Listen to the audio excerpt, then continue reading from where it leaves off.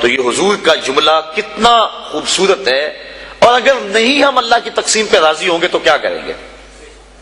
حدیث میں آتا ہے جب بچہ شکم مادر میں 120 دن کا ہوتا ہے تو فرشتہ آ کے 4 چیزیں لکھ جاتا ہے، ان میں سے ایک چیز اس کا رزق ہے کہ ساری زندگی میں اس کو کتنا رزق ملے گا۔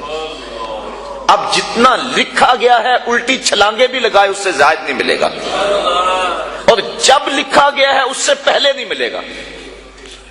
تو پھر اس رزق کے لیے ٹینشن کی ضرورت کیا ہے؟ رزق کے لیے کام کرے، محنت کرے۔ شاید میں نے کسی درس قرآن میں اس حوالے سے بات کی تھی۔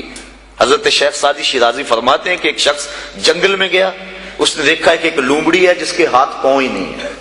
سوچنے لگا مالک اسے رزق کیسے دیتا ہوگا، تو درخت پہ چڑھ کے بیٹھ گیا۔ تھوڑی دیر کے بعد شیر آیا، اس نے شکار کیا اور پس خوردہ چھوڑ کے چلا گیا۔ وہ رینگتی رینگتی آگے بڑھی اور پس خوردہ کھا کے پیٹ بھر لیا۔ اب اس نے کہا کہ جب اس لومڑی کو اللہ عطا فرماتا ہے میں تو اس کا بندہ ہوں، میں کیوں محنت کروں؟ اس نے محنت چھوڑ دی۔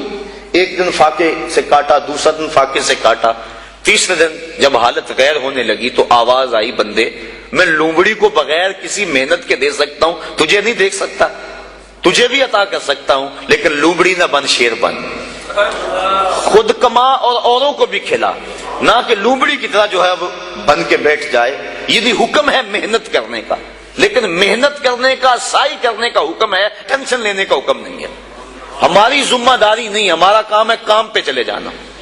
دیکھو نا، آپ کسی فیکٹری میں کام کرتے ہیں، 8 گھنٹے کی ڈیوٹی ہے وہاں کام کی، تو آپ مزدوری کرتے ہیں یا کوئی کام کرتا ہے، مالک بیل دے کے آپ کو بلا لیتا ہے دفتر میں، 2 گھنٹے وہاں بٹھائے رکھتا ہے، آپ کو پریشانی ہونی چاہیے کہ وہاں کام جو ہے وہ نہیں ہو رہا؟ آپ کو کیا غرض؟ جس نے کام پہ لگایا اس نے بلایا، مجھے تو مہینے کے بعد پوری تنخواہ ملے گی چاہے سارا دن بٹھائے رکھے۔ تو ٹینشن نہیں ہوتی کہ 8 گھنٹے میرے پورے ہونے ہیں۔ جس رب نے رزق لکھا ہے وہ کہتا ہے چھوڑ کاروبار، حیا علی الصلاۃ، حیا علی الفلاح، آجا اب میری چوکھٹ پہ آجا، رات پڑ گئی اب سو جا، اب کام نہ کر۔ جس نے لکھا ہے، جس نے کام پہ لگایا ہے، وہ کہتا ہے اب جمعے کی اذان ہو گئی ہے، اب کاروبار وازر البیع، اب چھوڑ دے کاروبار۔ تو اب جس نے کام پہ لگایا وہی تو بلا رہا ہے، اور ہم کہتے ہیں تیرے بلانے پہ نہیں آئیں گے۔ تو مالک بلائے اور بندہ دفتر میں نہ جائے تو وہ فیکٹری سے نکالے گا کہ نہیں؟ یا حالات کشیدہ ہو جائیں گے کہ نہیں؟ ٹینشن بنے گی کہ نہیں؟ تو اگر آسودہ رہنا ہے، فیکٹری میں کام بھی کرنا ہے، تو پھر مالک سے بنا کے رکھنی ہوگی نا۔ اگر رزق اس کا کھانا ہے اور اس کی نہیں ماننی تو پھر اٹینشن تو ہوگی، پھر کہا جائے گا جی رزق بڑا ہے سکون نہیں ہے، پتہ نہیں کسی نے تویز ڈال دے ہوئے ہیں، کسی عمل نے جادو کر دیا ہوا ہے، پھر مصیبت بنی ہے۔